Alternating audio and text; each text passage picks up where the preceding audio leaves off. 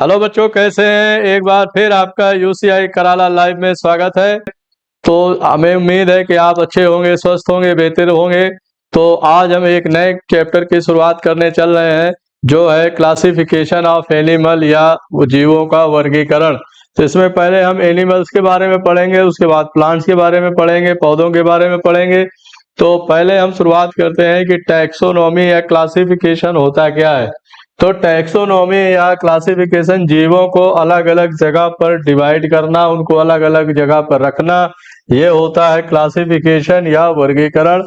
तो इसको समझने के लिए हमें पहले ये देखना पड़ेगा कि एक यहाँ पर ब्रांच होती है जिसको बोलते हैं टैक्सोनॉमी।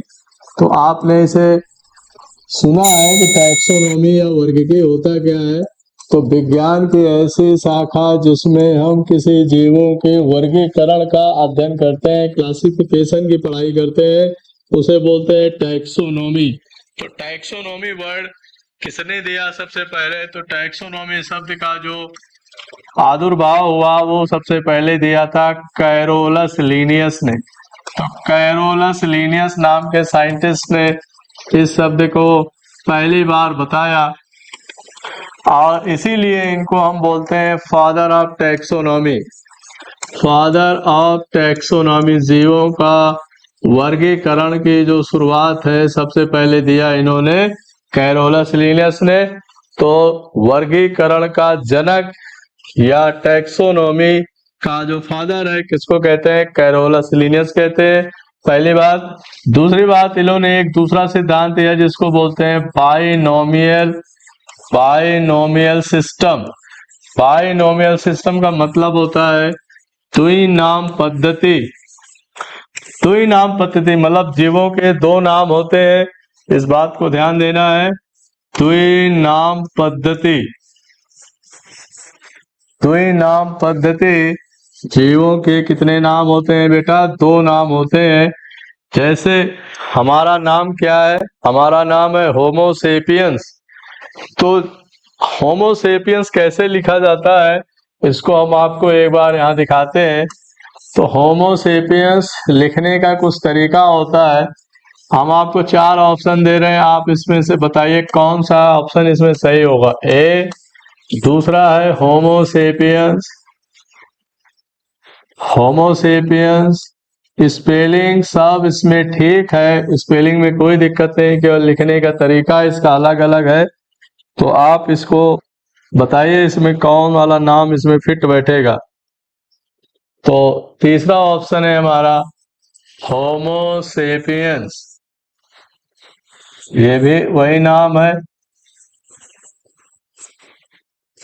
और चौथा ऑप्शन है होमोसेपियंस, ये भी वही है, होमोसेपियंस। तो एक बार आप सोच के बताइए, होमोसेपियन जो हमारा वैज्ञानिक नाम है, ह्यूमन का, मानव का, तो कौन वाला नाम सही है इसमें? तो ए बी सी डी चार ऑप्शन है, तो इसको हम आपको बताते हैं ये वाला कौन सा ऑप्शन इसमें सही होगा। तो इसका सही जवाब है, इसका सही जवाब है ऑप्शन डी। क्यों सही है उसको बताते हैं। उसको किसने बताया पहली बार? ये नाम किसने दिया पहली बार? तो कैरोलस लीनियस ने दिया था। कैरोलस लीनियस ने बताया किसी भी जीव के दो नाम होते हैं। एक पहला नाम जो होता है, दो नाम होते हैं। जो फर्स्ट नेम होता है उसका पहला नाम होता है उसके जीनस का होता है। जीनस मतलब उसके वंश का नाम होता है, वंश का नाम होता है। और जो सेकंड नेम होता है, दूसरा नाम होता है, उसके स्पीसीज का नाम होता है, उसकी जाति का नाम होता है। स्पीसीज, स्पीसीज को हम क्या बोलते हैं? जाति बोलते हैं।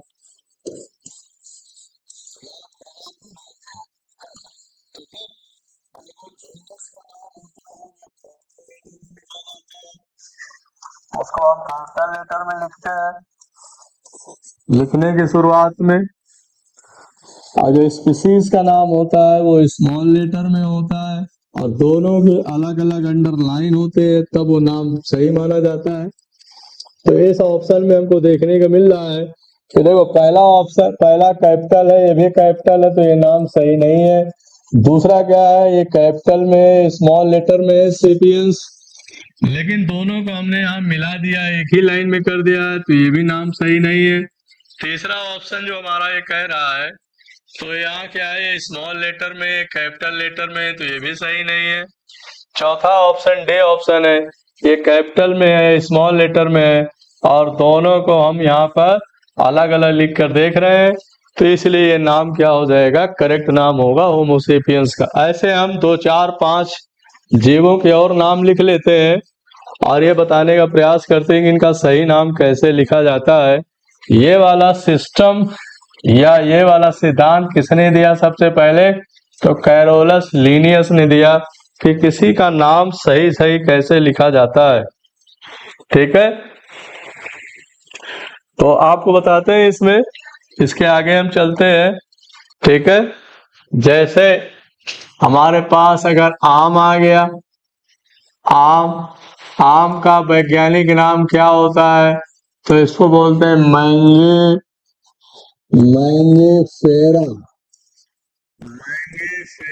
इंडिका।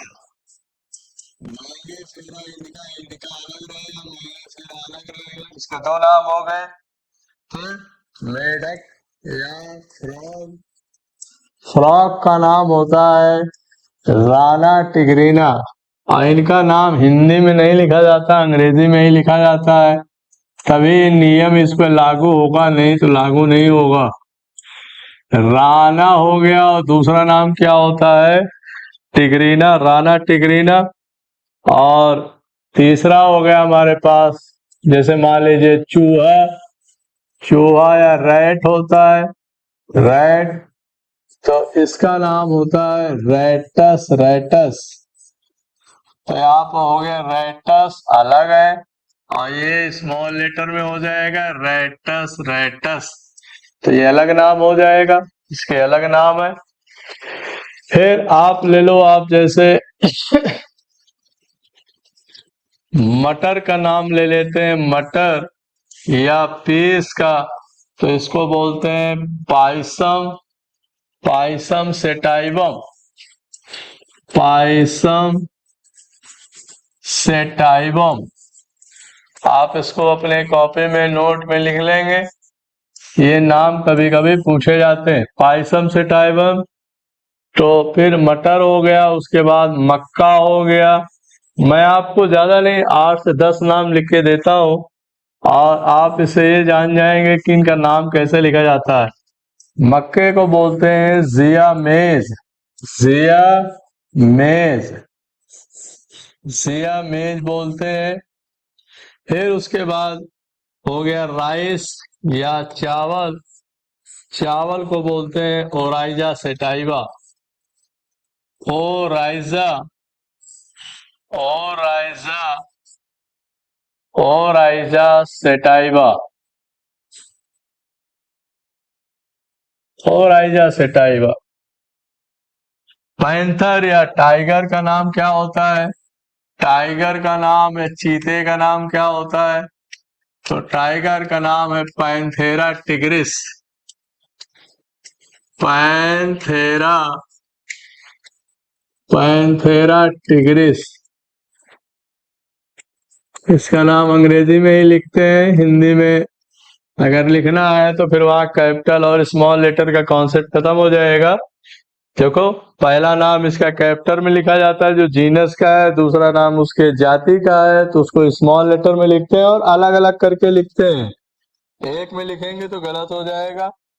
इसका नाम अगर हिंदी में लिखेंगे, हिंदी में लिखेंगे तो पैंथेरा, पैंथेरा टिग्रिस। वो जो नियम हम बता रहे हैं आपको, वो नियम यहाँ पर लागू नहीं होगा कि स्मॉल लेटर और कैपिटल लेटर। ठीक है, उसके बाद आता है कमल का नाम, कमल, कमल का नाम आता है जिसको लोटस बोलते हैं, नीलम्बो न्यूसीफेरा, नीलम्बो, नीलम्बो न्यूसीफेरा, ये कमल का नाम है। फिर उसके बाद आता है, ऐसे आप 8 से 10 नाम लिख लीजिए, तो 3 3 6 हो गए, 6 2 8 हो गए। 10 12 नाम लिख लेते हैं आपको। निलंबो न्यूसीफेरा कमल हो गया। उसके बाद आपका हो गया पिकॉक या मोर, पैबोक्रिस्टेटस, पैबोक्रिस्टेटस, पैबोक्रिस्टेटस, ये हमारा राष्ट्रीय पक्षी है मोर। और कमल जो है राष्ट्रीय पुष्प है, तो इसलिए इनके नाम यहाँ पर हमने लिख दिया है। ठीक है, और आप लिखो अमीबा का नाम क्या होता है? अमीबा, क्योंकि कोई ना कोई जीव होगा उसका नाम जरूर होगा कुछ ना कुछ। अमीबा प्रोटियस, अमीबा प्रोटियस होता है। अमीबा को कैपिटल में लिखते हैं, फिर प्रोटियस आता है उसको हम स्मॉल लेटर में लिखते हैं। कोई भी बैक्टीरिया होगा, कोई भी वायरस होगा, उसके नाम होंगे तो उसको नाम हम अलग अलग उसमें लिखेंगे। ठीक है,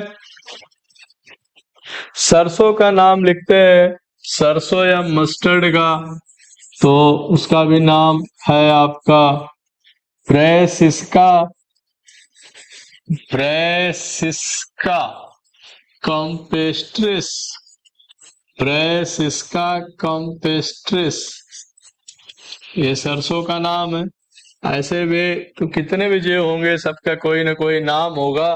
तो आपको समझ आ गया होगा कि किसी भी जीव का साइंटिफिक नेम कैसे लिखा जाता है। ये क्लासिफिकेशन का पहला कदम है, पहला चरण है, जिसको हमें यहाँ पर समझना पड़ेगा। ठीक है, तो आप ऐसे और भी 10 20 50 नामों का आप लिस्ट बना सकते हैं, क्योंकि कभी कभी ये नाम पूछे जाते हैं। जैसे नाजा कोबरा सांप होता है, सांप हो गया। जैसे कुंग कोबरा,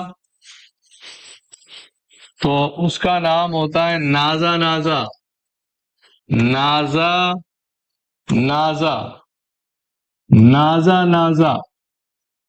तो नाजा नाजा एकदम सेम है, जो नाम उसका पहला है वही नाम उसका दूसरा है। ठीक है, तो इस तरीके से बहुत सारे नाम आप लिख सकते हैं, प्रैक्टिस के लिए अभ्यास कर सकते हैं। ठीक है, उसके बाद हम बात करते हैं टैक्सोनॉमी की सबसे बड़ी यूनिट क्या है, सबसे छोटी यूनिट क्या है। तो टैक्सोनॉमी की सबसे बड़ी यूनिट जो होती है उसे बोलते हैं किंगडम। ठीक है, तो किंगडम की बात करते हैं हम आगे। ठीक है, तो इसको आपने नोट कर लिया होगा, आगे बढ़ते हैं अब। ठीक है, तो अब हम देखते हैं इसमें कि ये सबसे बड़ी यूनिट क्या होते हैं और सबसे छोटी यूनिट क्या है। ठीक है, तो टैक्सोनॉमी की सबसे बड़ी यूनिट होती है जिसे बोलते हैं किंगडम। ठीक है, तो इसको लिखने का क्रम कैसा होता है ये आप नोट कर लो कि क्लासिफिकेशन लिखने का क्रम क्या होता है। तो सबसे पहले क्रम होता है हमारा यहाँ पर, क्रम इसका होता है किंगडम। फिर उसके बाद लिखते हैं हम फाइलम, फाइलम लिखते हैं। फाइलम को हम हिंदी में संघ बोलते हैं, किंगडम को बोलते हैं जगत। फाइलम के बाद आता है फिर हमारा, अगर मान लीजिए एनिमल है तो वहां फाइलम लिखते हैं, और अगर प्लांट होता है तो वहां पर लिखते हैं डिवीजन, डिवीजन या संघ बोलते हैं, डिवीजन।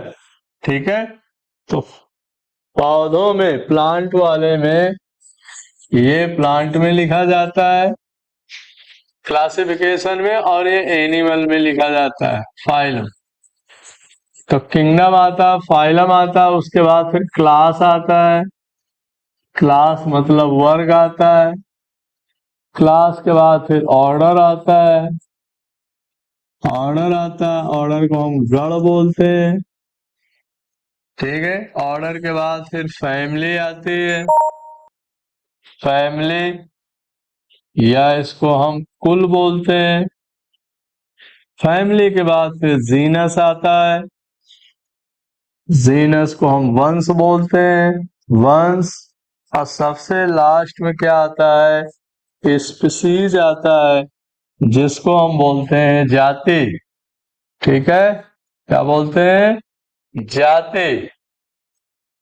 जाति बोलते हैं।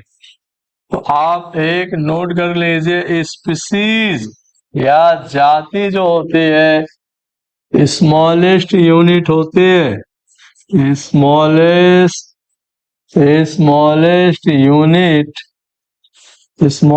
Unit of taxonomy, smallest unit of taxonomy. और किंगडम क्या होती है? Largest unit of taxonomy, largest unit of taxonomy. वर्गीकरण की सबसे छोटी इकाई को हम जाति कहते हैं, वर्गीकरण की सबसे बड़ी इकाई को हम जगत कहते हैं, टैक्सोनॉमी। ठीक है, तो ये बात ध्यान रखना, ये हायरार्की है। अगर किसी जीव का नाम लिखेंगे तो पहले क्या लिखेंगे? पहले उसका किंगडम लिखेंगे, दूसरे नंबर पर फाइलम। फाइलम कब लिखेंगे? जब एनिमल का केस होगा। प्लांट कब, डिवीजन कब लिखेंगे? जब प्लांट के बारे में आएगा। तीसरे नंबर पे क्या आएगा? हमारा क्लास आएगा।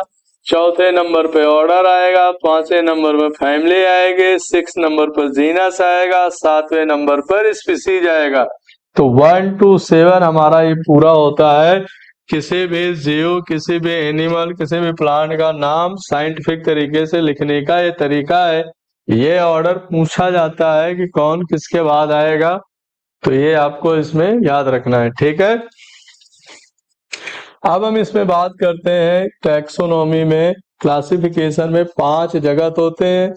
5 जगत में आज हम बात करने वाले हैं एनिमल जगत की बात करने वाले हैं, क्योंकि एनिमल जगत से सवाल बहुत ज्यादा पूछे जाते हैं, इस कारण से हम इस पर इसकी चर्चा करेंगे। इसमें पहला हमारा जो आता है उसको बोलते हैं प्रोटोजोआ।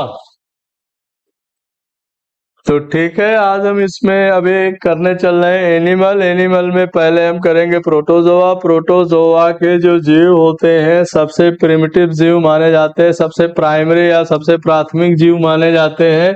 इसमें सबसे पहले आता है हमारा अमीबा। तो अमीबा की कैटेगरी जो है प्रोटोजोआ में आती है। तो अब हम इसमें बात करते हैं, इसमें 2 तरह के जीव पाए जाते हैं और ये जीव कैसे होते हैं इसके बारे में 1-2 बात लिखते हैं कि जो प्रोटोजोआ के जीव होते हैं वो यूनिसेलुलर होते हैं। तो 1-2 कैरेक्टर यहाँ पर इनके नोट करने पड़ेंगे। प्रोटोजोआ, प्रोटोजोआ को जो है आपको, प्रोटोजोआ का पहला ये है कि ये यूनिसेलुलर होते हैं। यूनिसेलुलर मतलब होता है एक कोशिकीय जीव होते हैं। दूसरी बात यह है कि ये फ्रेश वाटर या ताजे जल में पाए जाते हैं, फ्रेश वाटर में पाए जाते हैं,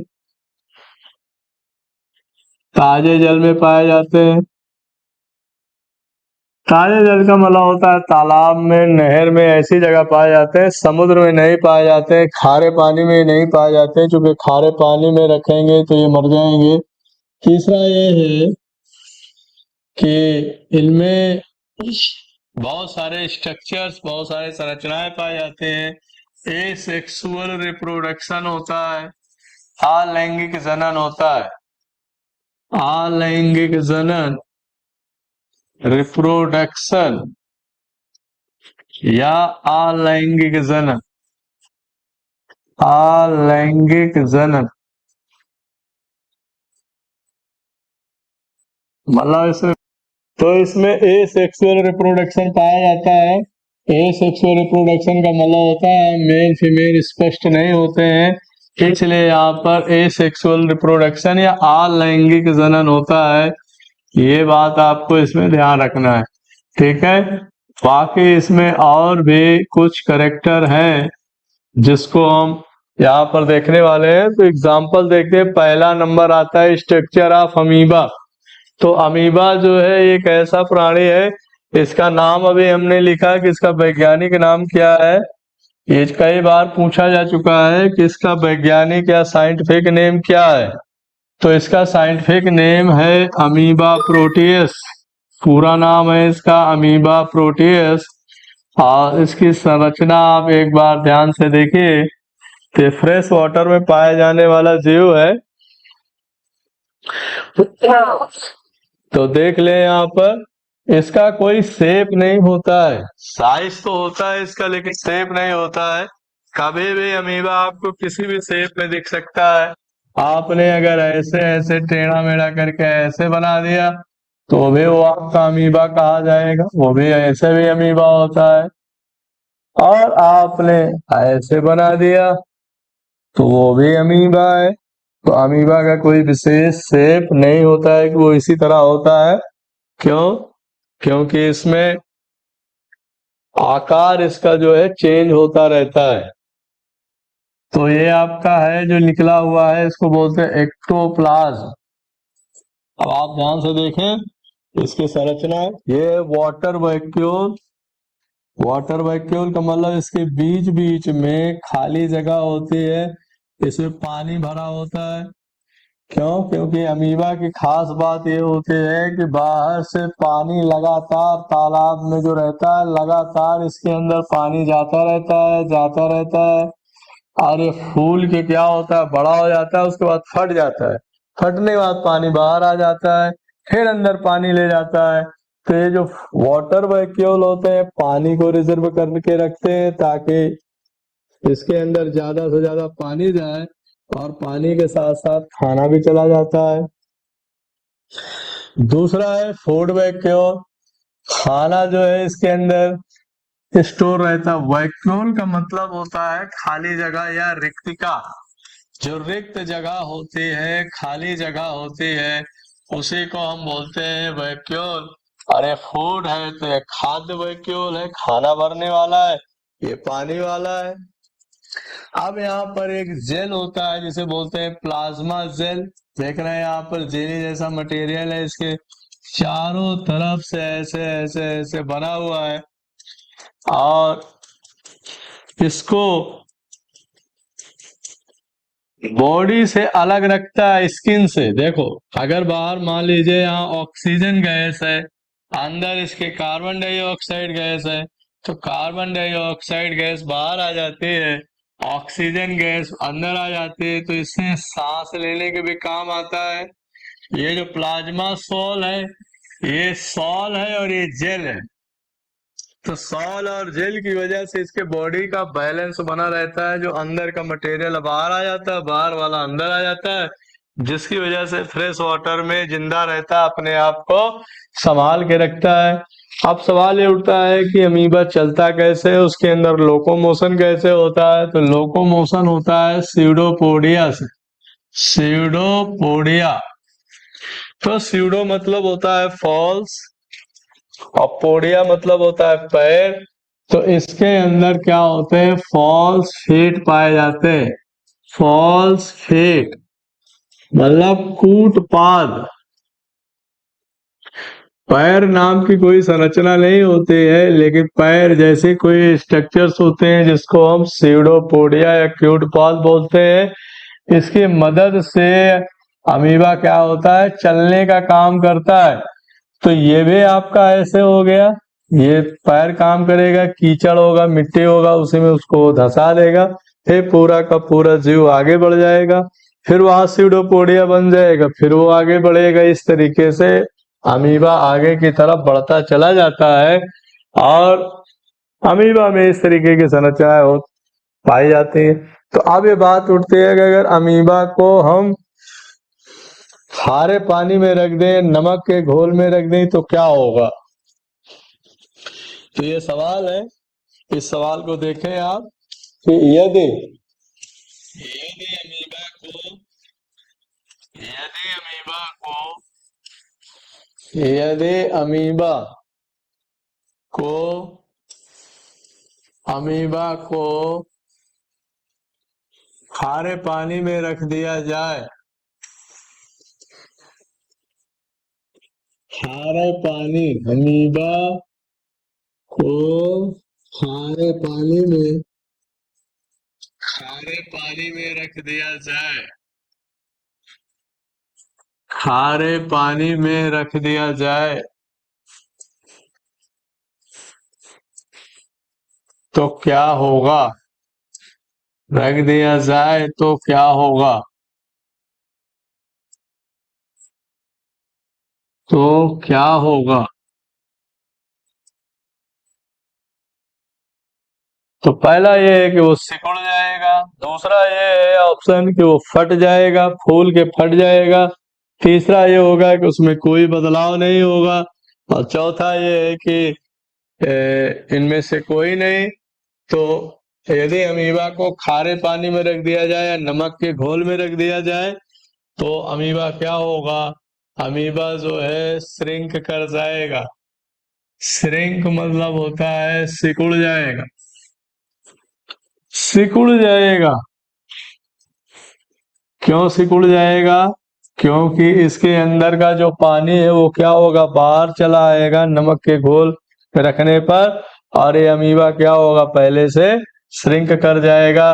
तो इस बात को ध्यान रखना है कि अमीबा को नमक के घोल में रख दिया जाए या खारे पानी में रख दिया जाए तो उस पर क्या असर पड़ेगा, ये बेहद इंपॉर्टेंट सवाल है। अगली बात ये करते हैं कि अमीबा में प्रजनन कैसे होता है, रिप्रोडक्शन कैसे होता है अमीबा में। तो अमीबा में रिप्रोडक्शन या जनन जनन जनन कैसे होता है, जनन कैसे होता है, ये कुछ बेसिक सवाल है जो हमें यहाँ पर करना है। तो अमीबा में जो जनन होता है उसको बोलते हैं बाइनरी फिजन।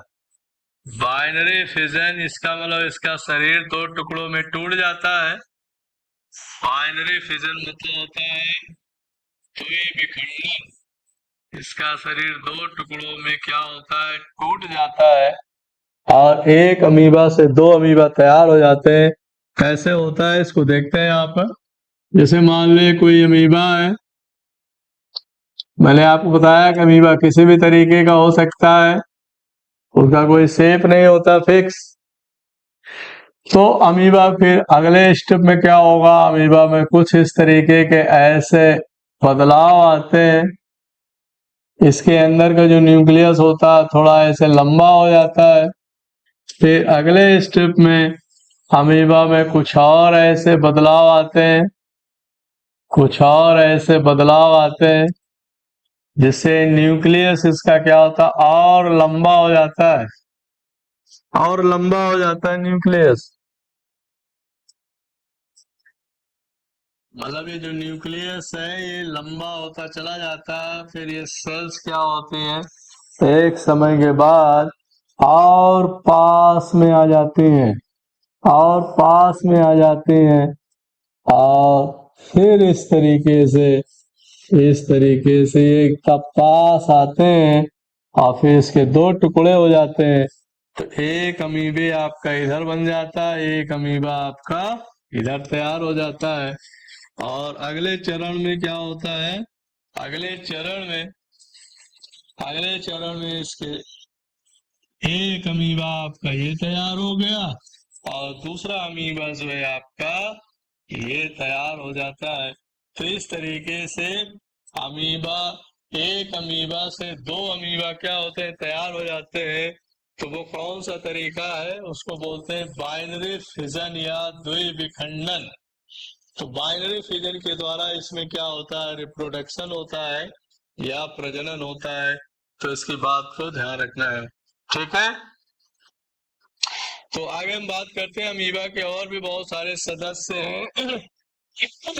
तो अमीबा किस तरीके से अपने कदम को आगे बढ़ाता है, वो आगे कैसे जाता है, तो उसका नाम है स्यूडोपोडिया। बहुत इंपॉर्टेंट बात है, खाने को पानी को बैलेंस करने के लिए उसके अंदर वाटर वैक्यूल या फूड वैक्यूल पाए जाते हैं। रिप्रोडक्शन आपका बाइनरी फिजन प्रकार का होता है, ये बात आप ध्यान रखेंगे, ठीक है।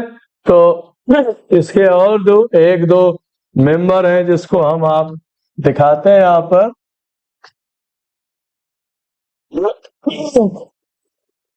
देखने का प्रयास करते हैं, देखिए यहाँ पर दूसरा मेंबर है इसमें जिसे बोलते हैं हम पैरामीशियम। तो ये आपको ये पैरामीशियम दिख रहा,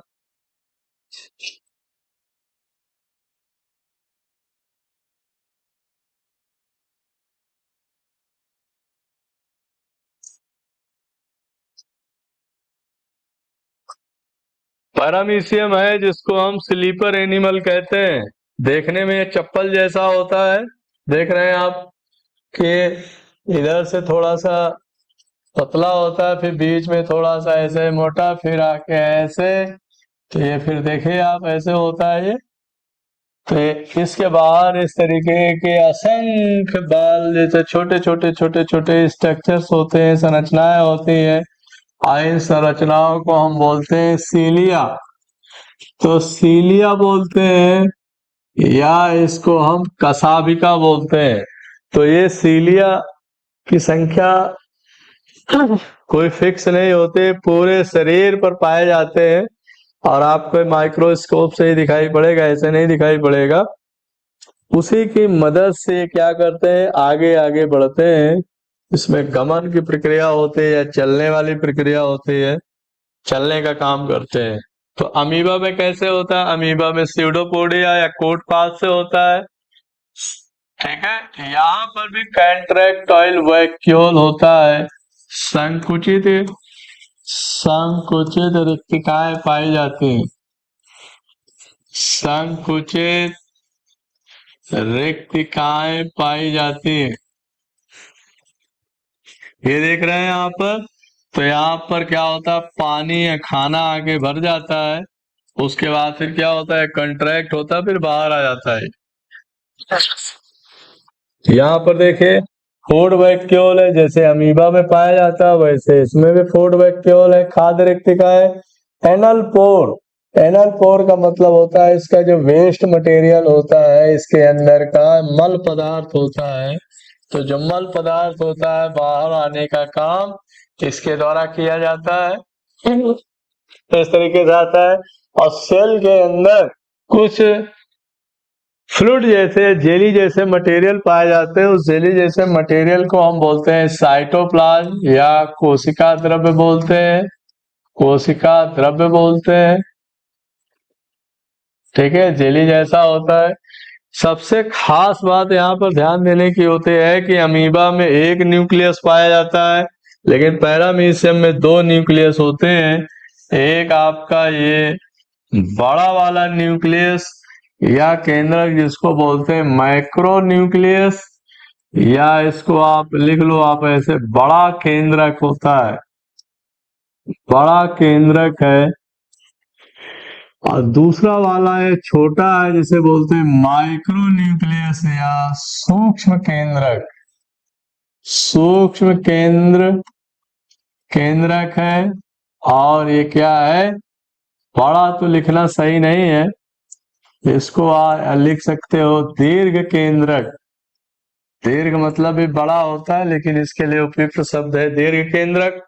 ठीक है, तो माइक्रो मतलब बड़ा, न्यूक्लियस मतलब केंद्रक, माइक्रो मतलब छोटा या सूक्ष्म, न्यूक्लियस मतलब केंद्रक।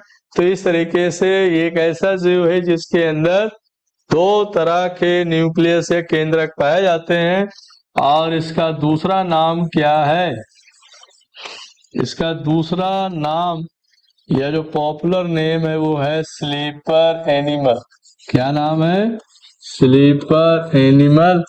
क्योंकि ये चप्पल जैसे दिखता है इसलिए इसको स्लीपर बोलते हैं। ठीक है, ठीक है। तो ये हमारा स्लीपर एनिमल या जिसे हम पैरामीशियम कहते हैं, इसका तीसरा मेंबर है हमारे पास, तीसरा सदस्य है जिसे बोलते हैं, जिसका नाम है हमारा यूग्लिना। यूग्लिना एक्चुअली होता है एनिमल होता है, लेकिन इसके अंदर प्लांट वाले भी कैरेक्टर पाए जाते हैं। तो आप देख रहे होंगे हरा हरा दिख रहा है, तो यूग्लिना को इसीलिए ग्रीन यूग्लिना भी कहते हैं। तो इसका नाम क्या है, इसका नाम है यूग्लिना। तो यूग्लिना एक्चुअली आता है एनिमल की कैटेगरी में आता है, लेकिन इसके अंदर क्लोरोप्लास्ट पाया जाता है। देख रहे हैं यहाँ पर, ये ऐसा एनिमल है, ऐसे ऐसे देख रहे हैं आप, अंदर ये ऐसा जो है फाइबर जैसा स्ट्रक्चर है, इसको बोलते हैं फ्लैजिलम। तो फ्लैजिलम या फ्लैजिलम ये चलने के काम आता है, इसे चलने में मदद मिलती है, चलने में मदद करता है, चलन में मदद करता है, लोकोमोशन में। तो आप फिर याद करिए, अमीबा में लोकोमोशन चलन कैसे होता है? स्यूडोपोडिया के द्वारा। पैरामीशियम में कैसे होता है? सीलिया के द्वारा। और यूग्लिना ये भी प्रोटोजोआ का एक मेंबर है, तीसरा मेंबर है, जिसको बोलते हैं यूग्लिना। और इसके अंदर क्या पाया जाता है? हरित लवक पाया जाता है, हरित लवक या क्लोरोप्लास्ट पाया जाता है। तो क्लोरोप्लास्ट की वजह से, क्लोरोप्लास्ट या हरित लवक की वजह से इसको बोलते हैं ग्रीन यूग्लिना बोला जाता है, ग्रीन यूग्लिना बोलते हैं।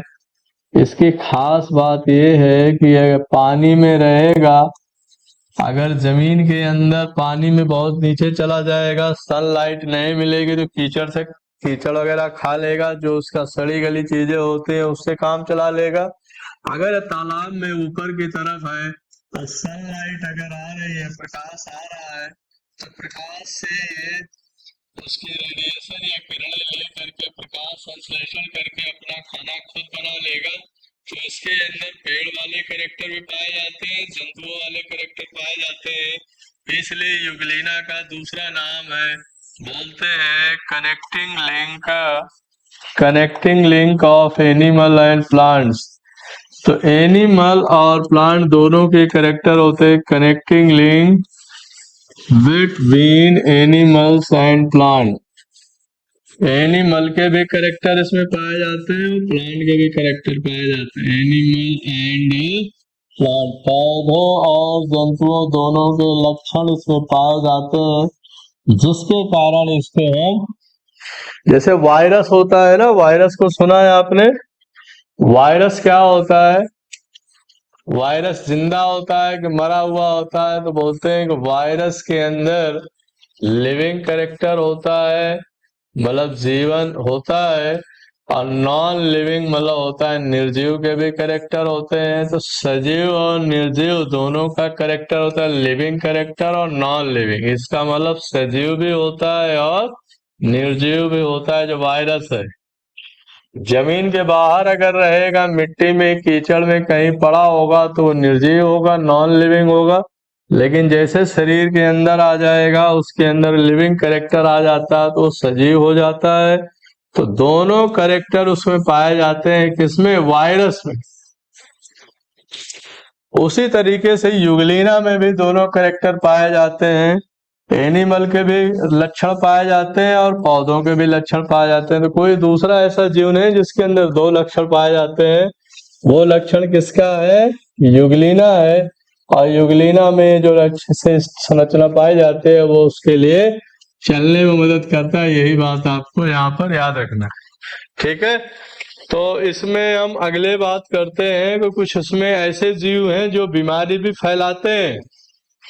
तो बीमारी फैलाने वाले जीवों के नाम है, उनके नाम मैं आपको लिख देता हूं, जो बीमारी फैलाने का काम करते हैं, ठीक है? वो बीमारी कौन फैलाने वाले हैं उसमें देख लेते हैं अभी,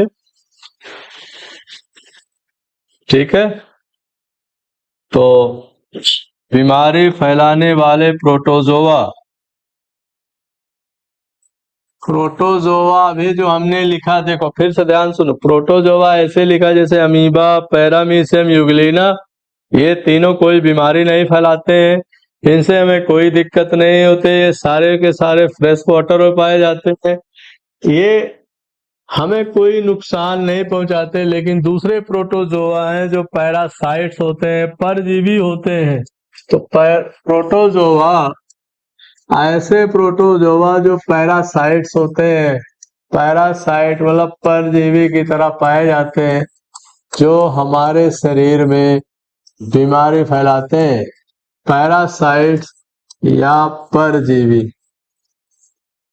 परजीवी, ठीक है? तो इनमें हम दो तीन का नाम लिख दे रहे हैं आपको। तो पहला है आपका एंटमीबा, एंटमीबा जिंजीवैलिस, एंड अमीबा जिंजीवाइलिस, जिंजीवाइलिस जिससे बीमारी होती है पायरिया। तो पायरिया नाम की जो बीमारी है, पायरिया, पायरिया दांत में होने वाली एक बीमारी है पायरिया। तो ये जो है क्या काम करता है, बीमारी फैलाता है दांतों में। ठीक है, तो पायरिया बीमारी किससे होती है? अगर ऑप्शन में आता है बैक्टीरिया, वायरस, फंगस, तो जैसे आप देख रहे हैं पायरिया बीमारी किससे होती है, ऑप्शन मैं आपको दे रहा हूं, बैक्टीरिया एक ऑप्शन है, दूसरा ऑप्शन है वायरस, तीसरा ऑप्शन फंगस या फफूंदी, और चौथा ऑप्शन है प्रोटोजोआ। तो हम किस पर टिक करेंगे? तो हमारा जवाब होगा प्रोटोजोआ। तो प्रोटोजोआ से होने वाली ये बीमारी है कौन से? पायरिया। ठीक है, उसका नाम क्या है? एंटमीबा जिंजीवाइलिस। दूसरी बीमारी की चर्चा करते हैं, दूसरा है एंटमीबा हिस्टोलिटिका। एंटमीबा हिस्टोलिटिका ये जो है बीमारी फैलाता है जिसको बोलते हैं एमीबियासिस हिस्टोलिटिका। एमीबियासिस बोलते हैं इसको, एमीबियासिस, या इसको हम पेचिस बोलते हैं। पेचिस एक बीमारी होती है जो प्रदूषित पानी पीने से होता है। अगर आप साफ पानी नहीं पिएंगे तो पेचिस हो जाएगा। पेचिस में बार बार पेट में दर्द होता है, दर्द होने के साथ साथ ऐंठन भी होते हैं और इसे हम डिसेंट्री भी बोलते हैं। तो डिसेंट्री बीमारी किससे होती है? तो डिसेंट्री बीमारी अगर जवाब दे तो वो भी क्या हो जाएगा? Option protozoa. ठीक है, तो दूसरी बीमारी हो गई। सब में आपको प्रोटोजोआ लगाना, ध्यान देना है कि हम किस एनिमल की बात कर रहे हैं। ठीक है, अगला है जो बैक्टीरिया, मतलब ये जो क्या बोलते हैं इसे, मलेरिया बीमारी जो होती है, मलेरिया बीमारी प्लाज्मोडियम फैल्सीपैरम, ये भी प्रोटोजोआ से होता है। तो अगला प्रोटोजोआ है प्लाज्मोडियम फैल्सीपैरम। Plasmodium falciparum.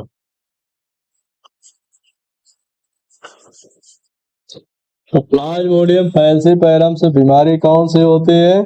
इससे बीमारी होती है मलेरिया। अब आप ध्यान से सुनना है, मलेरिया का जो वेक्टर है, मलेरिया बीमारी को ले जाने वाला कौन है, फैलाने वाला कौन है? तो वेक्टर है फीमेल एनाफ्लीज, मादा मच्छर है। मादा मच्छर किसी को काटेगी तो काटने के बाद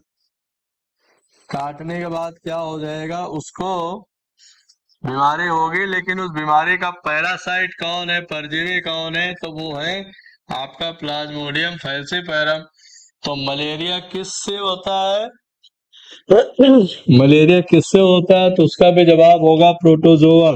तो वेक्टर कौन है? Female Anopheles. ठीक है, तो फीमेल एनाफिलीज जो है उसका ये वेक्टर है, लेकिन पैरासाइट कौन सा है? तो पैरासाइट हमारा क्या है? Plasmodium falciparum. तो plasmodium falciparum, entamoeba histolytica, entamoeba gingivalis, ये भी प्रोटोजोआ से ही आते हैं। तो प्रोटोजोआ दो टाइप के होते हैं, एक ऐसे होते हैं जो बीमारी फैलाने वाले होते हैं और एक बीमारी ना फैलाने वाले होते हैं। ठीक है, तो तीन बीमारियों के नाम हमने नोट कर लिया जो प्रोटोजोआ से होती है, फैलती है। ठीक है, तो अगले हम बात करते हैं। अभी इसका काम खत्म हो गया, इसमें ज्यादा नहीं है, जो सवाल आते हैं वही हम बात कर रहे हैं यहाँ पर। तो अगली बात करते हैं, हमारा अगला फाइलम है जिसे बोलते हैं पोरीफेरा। तो पोरीफेरा जो फाइलम है उसकी बात करते हैं, देखते हैं यहाँ पर। तो पोरीफेरा का मतलब होता है, ये जो होते हैं इनका बॉडी ऑर्गेनाइजेशन टिश्यू लेवल का होता है। टिश्यू लेवल का मतलब होता है। तो दूसरा फाइलम है हमारा जिसे बोलते हैं पोरीफेरा। और पोरीफेरा के जीव का जो मीनिंग होता है उसका मतलब होता है जिनके पूरे शरीर में छेद पाए जाते हैं। देख रहे हैं ये लिखा है पोरीफेरा, और उसका कॉमन नेम क्या है, जो पॉपुलर नेम क्या है, उसको बोलते हैं स्पंज। तो आपने स्पंज देखा होगा, ये देखिए कुछ जीव है जो समुद्र में पाए जाते हैं। ऐसे देखने में जैसे लग रहा है कि लकड़ी है ये, लेकिन लकड़ी नहीं होता है। ये समुद्र का जो तलहटी एरिया होता है, जैसे समुद्र में जहाँ पर कुछ ऐसे टापू वाले होते हैं बीच बीच में एरिया, तो टापू में क्या होता है कि थोड़ा पानी उसमें होता है, थोड़ा पानी उसके नीचे होता है। पूरी तरीके से पानी में कभी डूबे भी रहते हैं, नहीं भी डूबे रहते हैं। तो इस तरीके के होते हैं, देखने में लकड़ी जैसा होता है लेकिन ये स्पंज होता है। इनका दूसरा नाम है स्पंज। तो इस तरीके से कॉलोनी में पाए जाते हैं। आप देख लीजिए यहाँ पर, ये भी आपके हैं। तो पोरीफेरा जीवों की खास बात यह है, पहली बात यह है कि उसके पूरे शरीर में होल या छिद्र पाए जाते हैं। मैं आपको एक कॉमन छोटा सा बना के दिखाता हूँ कि पोरीफेरा जीव कैसे होते हैं।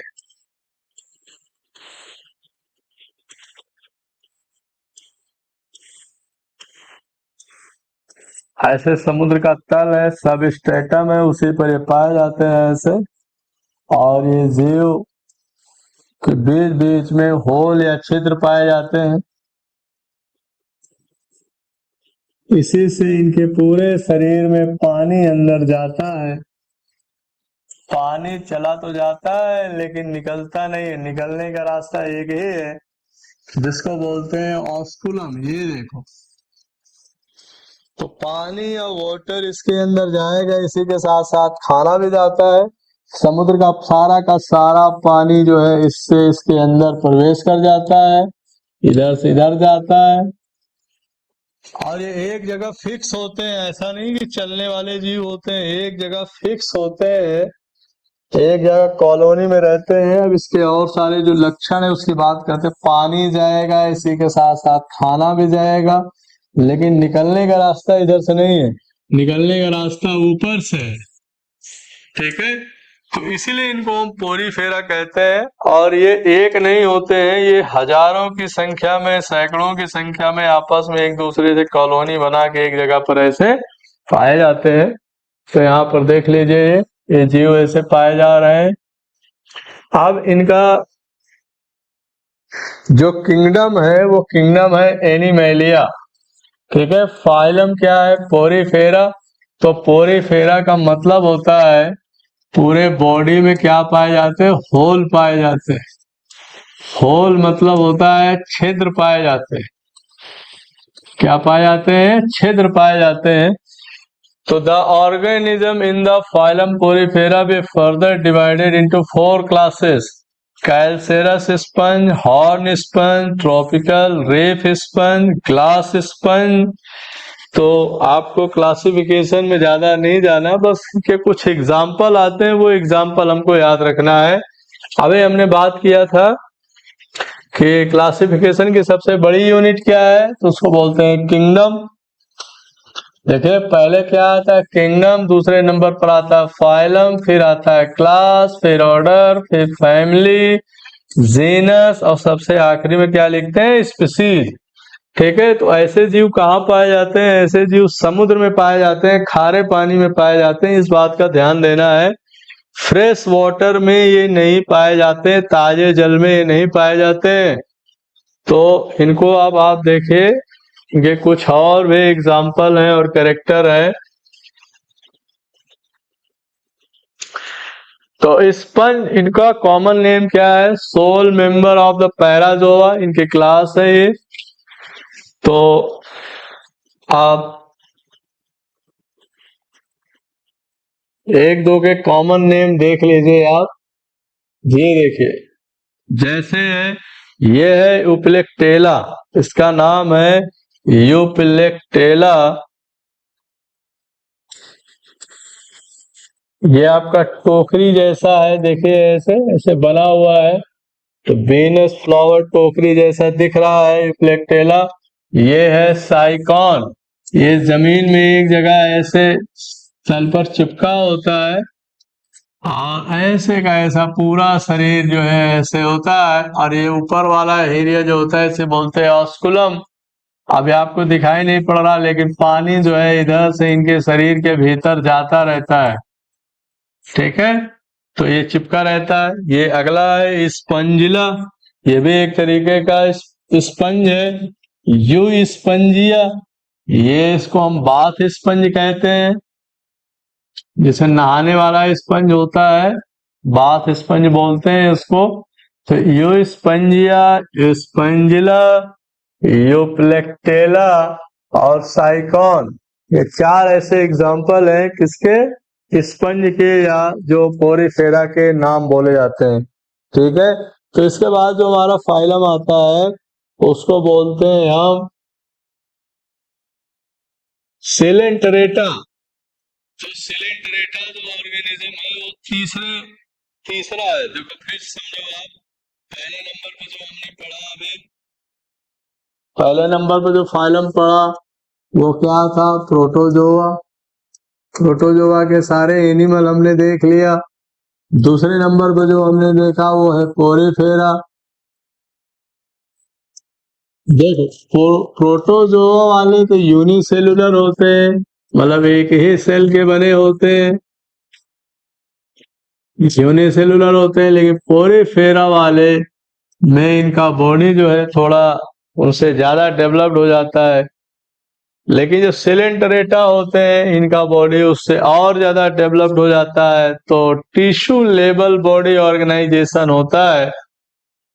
और ये भी ज्यादातर कहाँ पाए जाते हैं, समुद्र में पाए जाते हैं। ठीक है, तो इसके कुछ जनरल कैरेक्टर है।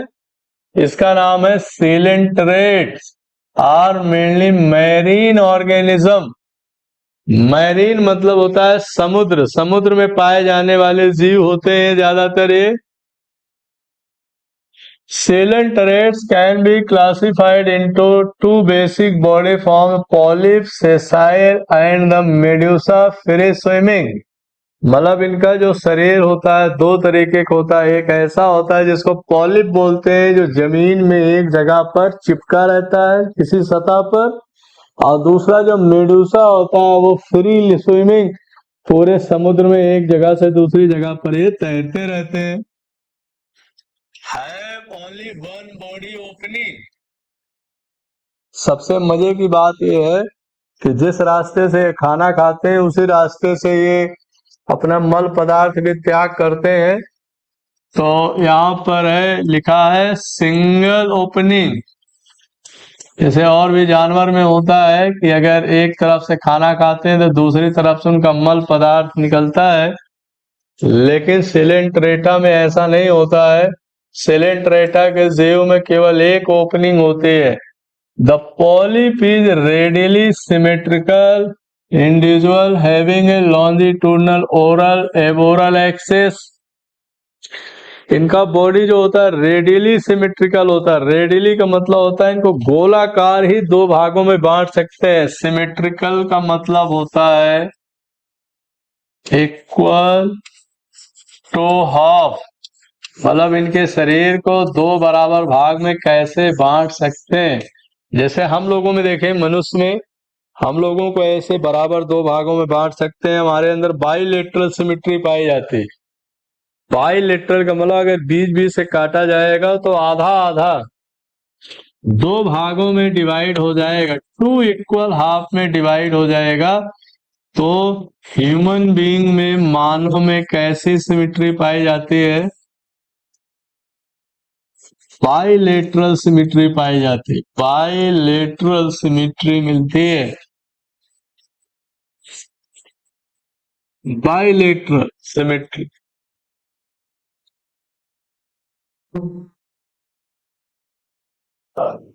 तो इसमें देखिए, इसमें इसका दो मुंह होता है, मतलब दो हिस्सा होता है। एक ऐसा हिस्सा होता है जो नीचे की तरफ सतह से चिपका रहता है, और दूसरा जो मुंह होता है ऊपर वाला जो खुला रहता है।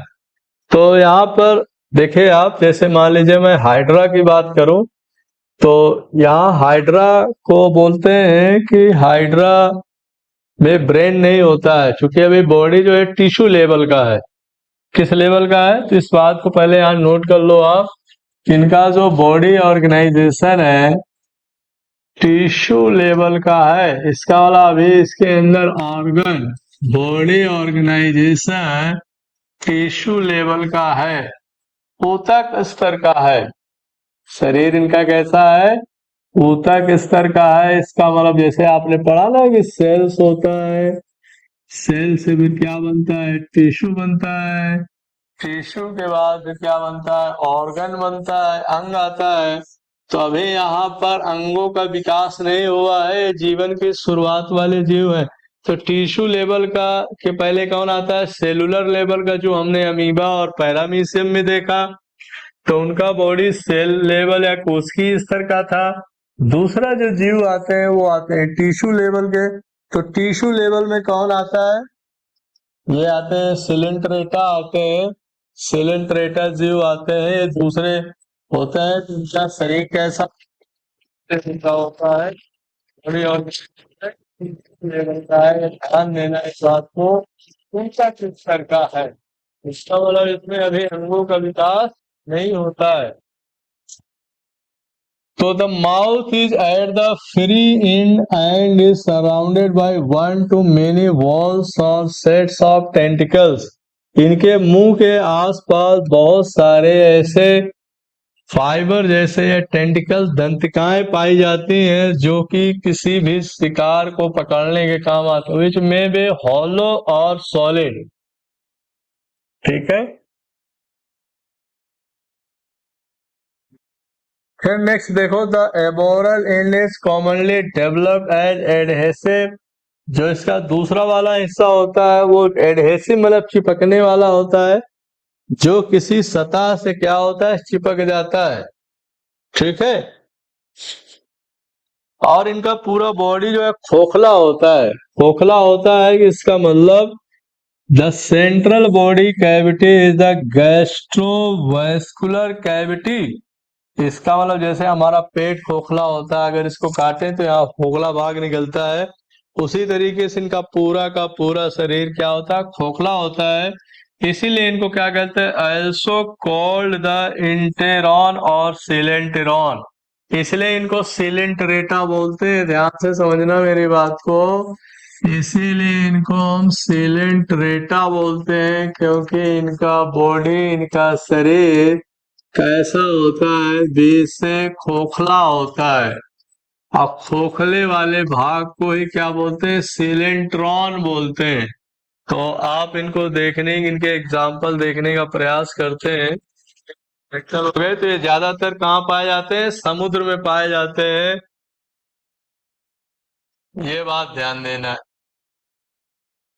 ठीक है, इनके एग्जाम्पल है हमारे, इसमें सबसे जो फेमस एग्जाम्पल है वो है हाइड्रा। तो हाइड्रा बहुत पूछा जाता है, हाइड्रा में किस तरीके का रिप्रोडक्शन पाया जाता है, तो इसमें होता है बडिंग। ठीक है, तो इसको याद रखना है, बडिंग। बडिंग कैसा होता है, ये हाइड्रा है, इसका माउथ है, अभी हमने बताया ना, इसके मुंह के आसपास क्या पाए जाते हैं, टेंटिकल्स। टेंटिकल्स मतलब होते हैं कुछ ऐसे नुकीले भाग होते हैं जिसकी वजह से शिकार को पकड़ने के काम आता है। चूंकि इनके पास और कोई संरचना नहीं है, कोई यहाँ पर आ जाएगा, इसका भोजन कोई जीव आ जाएगा, ये अपने टेंटिकल्स उस पर डाल देंगे। डालने के बाद एक केमिकल डाल देते हैं, हिप्नोटॉक्सिन। तो ये हिप्नोटॉक्सिन केमिकल इसके ऊपर छोड़ देंगे, जिसकी वजह से वो शिकार क्या होगा, बेहोश हो जाएगा। शिकार बेहोश होने के बाद क्या होगा, फिर ये उसको जो है पकड़ के क्या करते हैं, खा जाते हैं। ठीक है, ये है सब स्ट्रेटम। सब स्ट्रेटम मतलब होता है जिससे ये चिपके होते हैं, पेडल डिस्क, जिससे ये पूरा का पूरा जीव जो है ऐसे एक सतह से चिपका रहता है। स्टॉक मतलब होता है लंबा, थोड़ा डेंटल रीजन होता है। गैस्ट्रिक रीजन है, गैस्ट्रिक रीजन मतलब इसका जो पेच वाला हिस्सा है वो खोखला है, इसलिए इसको बोलते हैं सेलेंट्रॉन। तो इस सेलेंट्रॉन इसीलिए बोलते हैं क्योंकि इसका पूरा का पूरा भाग कैसा होता है, खोखला होता है, हॉलो होता है। ठीक है, ये मुंह के पास क्या पाए जा रहे हैं? टेंटिकल्स। ये इसकी खास बात है। टेंटिकल्स क्या करते हैं? अपने शिकार या अपने प्रे को पकड़ने का काम करते हैं। तो ये हाइड्रा है। हाइड्रा में रिप्रोडक्शन कैसा होता है, इसको आप बहुत अच्छे से समझ लेना। रिप्रोडक्शन या प्रजनन होता है by by budding. By budding, budding होता है, या इसको हम बोलते हैं मुकुलन। मुकुलन बोलते हैं, मुकुलन। बडिंग या मुकुलन बोलते हैं। इस बात को ध्यान रखना है, ठीक है। तो ये हमारा एग्जाम्पल हो गया, सबसे फेमस एग्जाम्पल है हाइड्रा। उसके बाद आता है यहाँ पर जेली फिश का नाम सुना होगा आपने। जेली फिश इसी का एक मेंबर है, आपका सिलेंट्रेटा का ही, ठीक है। तो दूसरा आप लिख लो, आप यहाँ पर जेली फिश, ठीक है। जेली फिश, ध्यान देने की बात यह है कि जेली फिश फिश जैसा होता है, लेकिन वो फिश नहीं है।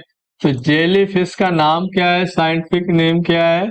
उसको बोलते हैं ऑरेलिया। ऑरेलिया बोलते हैं। लेकिन ये क्या लिखा जाता है? जेली। तो जेली फिश क्या है? फिश नहीं है। तो वो क्या है? सिलेंट्रेटा का एक क्या है? जीव होता है। इसलिए इसको आप ध्यान देना है, ठीक है। तो सिलेंट्रेटा किसका है? सिलेंट्रेटा में कौन आता है? हाइड्रा आता है, जेलीफिश आता है। ये दो इसके सबसे फेमस एग्जांपल है। पॉपुलर नेम है जेलीफिश और सिलेंट्रेटा। तो इसको आप देखना है। इसके बाद हम अगले फाइलम पर चलते हैं। तो अगला हमारा जो फाइलम आता है वो आता है प्लेटीहेल्मिन्थेस। प्लेटीहेल्मिन्थेस का मीनिंग पहले समझने का प्रयास करते हैं। प्लेटीहेल्मिन्थेस है क्या? प्लेटीहेल्मिन्थेस, हेल्मिंथ नाम सुना है आपने? हेल्मिंथ, हेल्मिंथ अलग है, प्लेटी अलग है। प्लेटी मतलब होता है फ्लैट, ठीक है। अब प्लेटी का मतलब होता है फ्लैट, मतलब चपटा, ऐसा भी लिख सकते हैं। हेल्मिंथ मतलब होता है वर्म। वर्म मतलब होता है कृमि। कृमि मतलब एक तरह के जो पेट में पाए जाने वाले कीड़े होते हैं उनको कृमि बोलते हैं। तो ये चपटा कृमि बोलते हैं। ये थोड़ा लंबाई में लंबे होते हैं, इसलिए इनको हम टेप बोलते हैं। टेप वर्म, फ्लैट वर्म बोलो, टेप वर्म बोलो, या चपटा कृमि बोलो, या लंबे होते हैं तो इसीलिए इनको हम बोलते हैं फीता कृमि। तो इनके कॉमन नेम क्या है वो नोट करने का प्रयास करते हैं आप। इसको बोलते हैं चपटा कृमि। चपटा कृमि बोलते हैं पहला। दूसरा फीते जैसे होते हैं, इसलिए इसको बोलते हैं फीता कृमि, ठीक है। तो इनका शरीर कैसा होता है? लंबा होता है और फ्लैट होता है, इसलिए इनको हम फ्लैट। ये ज्यादातर इनके करेक्टर अगर लिखने का प्रयास करें तो इनका बॉडी बॉडी जो होता है ऑर्गन लेवल का हो जाता है। इसका मतलब आपने देखा एक होता है सेलुलर लेवल, सेल लेवल, दूसरा टिश्यू आ गया, मतलब और ज्यादा डेवलप्ड हो गए, ये उनसे ज्यादा विकसित होते हैं। इसलिए इनका बॉडी जो है ऑर्गन लेवल का हो जाता है। अंग स्तर का शारीरिक बनावट हो जाती है, अंग स्तर का, ठीक है। तो ऑर्गन लेवल पर आ जाता है प्लेटीहेल्मिन्थेस। और पहला है। दूसरा ये कि ये ज्यादातर क्या होते हैं? पैरासाइट्स होते हैं, परजीवी होते हैं। परजीवी, परजीवी होते हैं। दूसरी बात, अब परजीवी कैसे होते हैं? इंटरनल पैरासाइट्स होती हैं। इंटरनल मतलब होता है अंतः परजीवी। अंतः परजीवी। अंतः परजीवी होते हैं, ठीक है, शरीर के अंदर पाए जाते हैं। पेट में कीड़े जो होते हैं वही होते हैं अंतः परजीवी। और चौथा है, इन्हें ट्रिप्लोब्लास्टिक होते हैं। इनके बॉडी में 3 लेयर पाए जाते हैं। ट्रिप्लोब्लास्टिक त्रिस्तर के पाए जाते हैं। त्रिस्तरीय होते हैं। इनके शरीर की जो संरचना है 3 स्तर के होते हैं, ठीक। तो इस तरीके से इनके और भी बहुत सारे नाम हैं। तो अब हम बताते हैं आपको कि हमने आपसे क्या पढ़ा। क्लासिफिकेशन ऑफ एनिमल पढ़ा। क्लासिफिकेशन में सबसे पहले पढ़ा कि फाइलम जो है, किंगडम सबसे बड़ा यूनिट होता है, इकाई होता है। टैक्सोनॉमी का स्पीसीज सबसे छोटी यूनिट होती है। और टैक्सोनॉमी का फादर कौन है? कैरोलस लिनियस है। तो इसके बाद हमने उसकी हायरार्की पढ़ा कि पहले kingdom, phylum, class, order, family, genus, species last में आता है। तो इस तरीके से ये सारी चीजें यहाँ पर आपको देखने को मिले। तो हमें उम्मीद है कि ये आप इसको अच्छे से देखेंगे। फिर उसमें कोई डाउट होगा तो उसको आप कमेंट बॉक्स में लिखना, ठीक है। तो बाकी जो बचा हुआ चीज है उसको हम नेक्स्ट वीडियो में लेकर आएंगे। धन्यवाद।